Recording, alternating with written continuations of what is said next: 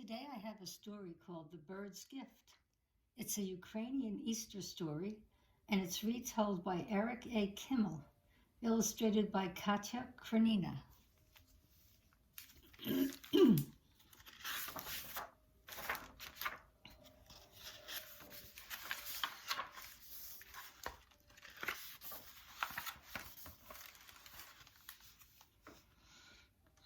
Grandfather Frost had come in the night, painting the windows with intricate patterns that looked like frozen flowers.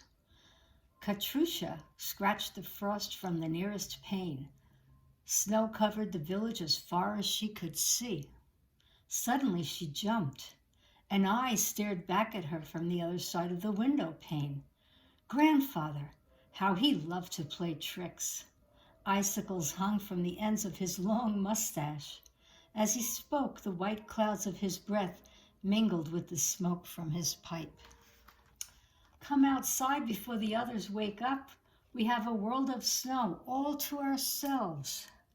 Katrusha dressed quickly. She buttoned up her coat and covered her head with a hushka, a colorful scarf that the women of the village tied over their ears. She pulled a pair of thick felt boots over her woolen socks and hurried out the door.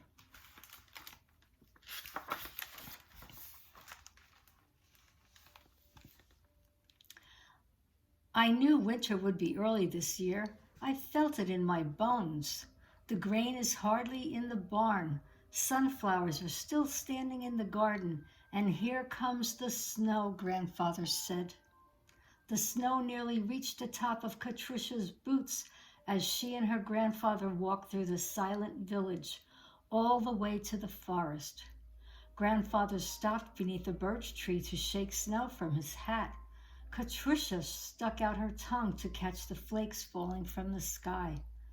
Suddenly she stopped. What's that? Katrusha pointed to the foot of the tree. A fleck of gold shone like a buried coin through the snow. Grandfather bent down. It's a bird, a little golden bird.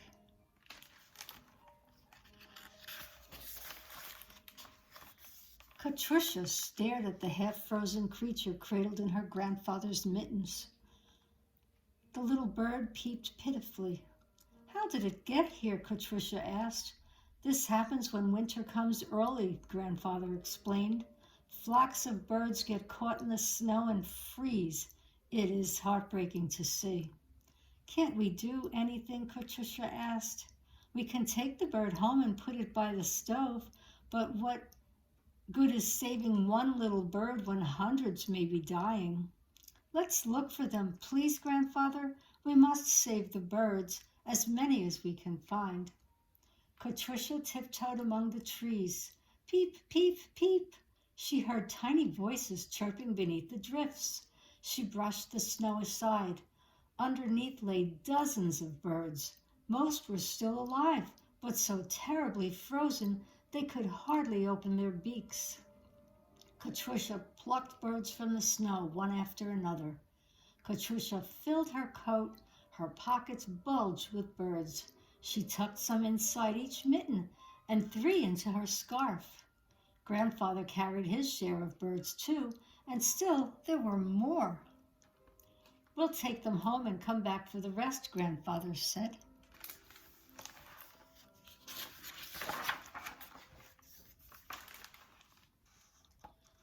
Katrusha and Grandfather arrived just as Mama was preparing breakfast.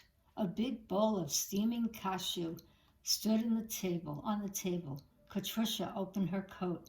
A flock of tiny birds flew around the room. What is this? Cried Mama. Where did these birds come from? Oh, Mommy, we need help, said Katrusha. The birds are dying in the snow.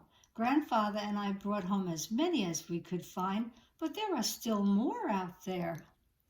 I'll help, said Katrusha's oldest sister, Lubia, buttoning her coat. So will we, said her brothers Ivan and Danilo, setting aside their steaming bowls of buckwheat porridge. We'll get the other boys to come too. It will be more birds than can fit in one house. I'd better open the barn, said Tato, her father.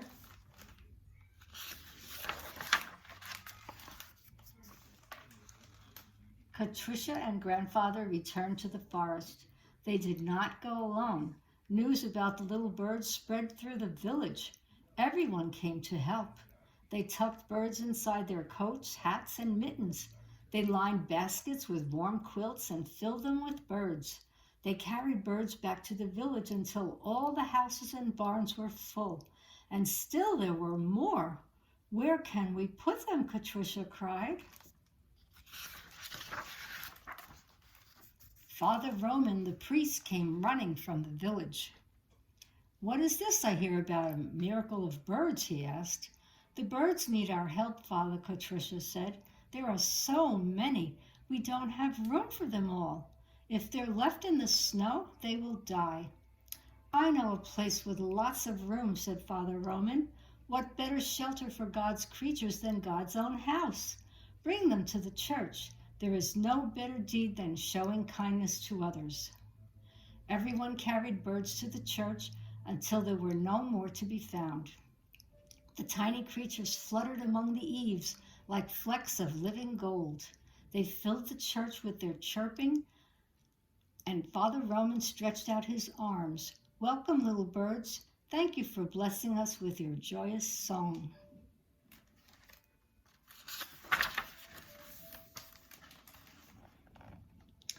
The snow stopped falling that evening, but the bitter weather continued for weeks. Trees in the forest cracked under the weight of ice and snow. They sounded like gunshots. It was the coldest winter in memory.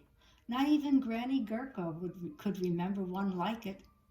Yet, strange to say, the winter did not seem as long or as dreary as it might have. The golden birds perched in the eaves of every home brought a bright note of spring. In church on Sunday, they chirped and trilled as the choirs sang hymns. They perched on Father Roman's shoulders as he preached the sermon. Listen to the birds, Father Roman told the congregation. They worship God with every chirp, with every flutter of their wings. Would that human beings had such beautiful and perfect faith.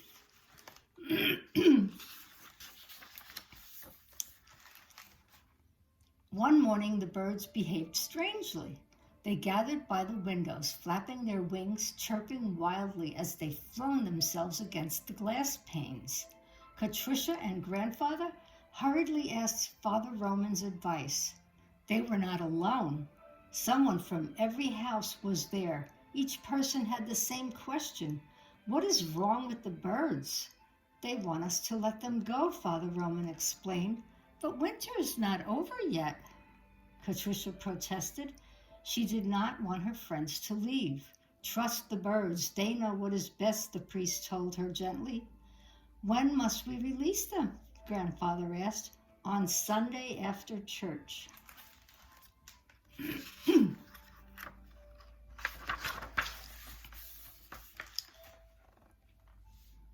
That Sunday, Father Roman read the story of creation, how God created the world in 6 days.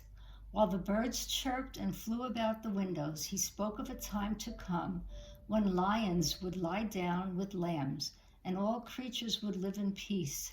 Patricia listened to every word. She hoped that time would come soon and that grandmother and grandfather, even old Granny Gurka, would live to see it.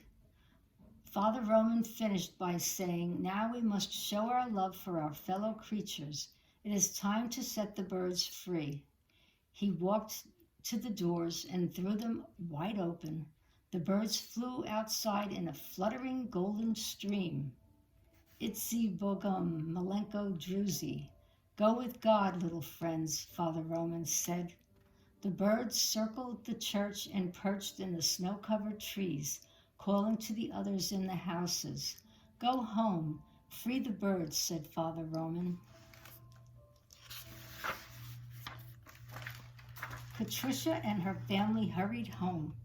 Together they counted to 3. Then all at once they threw open every door and window.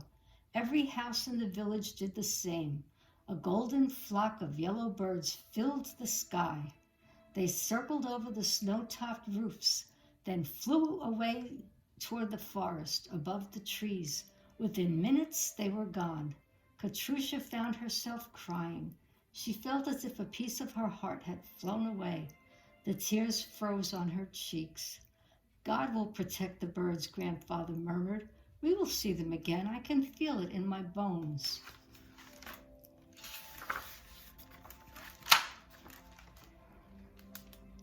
The rest of the winter passed slowly, like a great icicle melting drop by drop.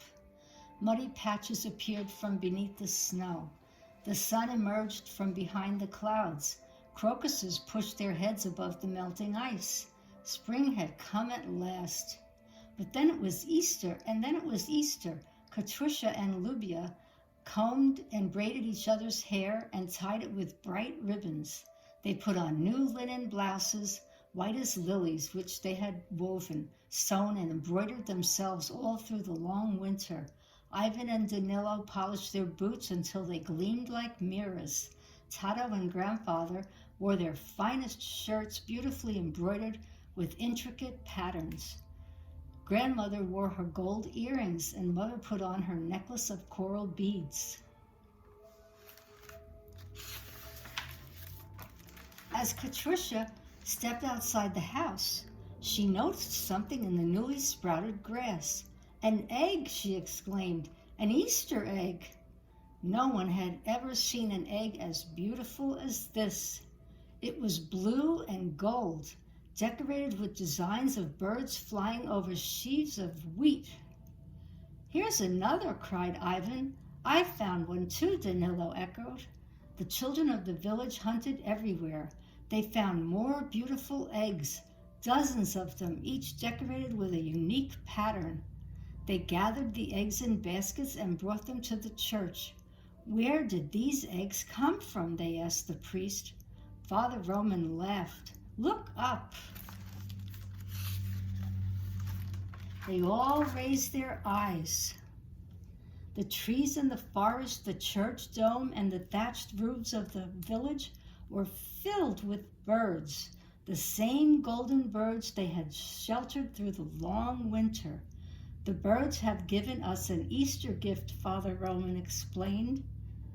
No two eggs are alike. Each one is different. Each is beautiful and precious in its own way.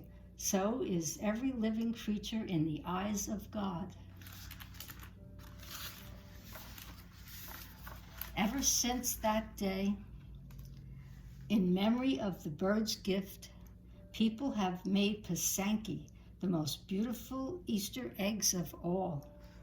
They are a symbol of hope and life, of spring's triumph over winter, and of God's endless love for all creatures, great and small. And that's the end. I hope you enjoyed the story of the bird's gift. Thank you for watching.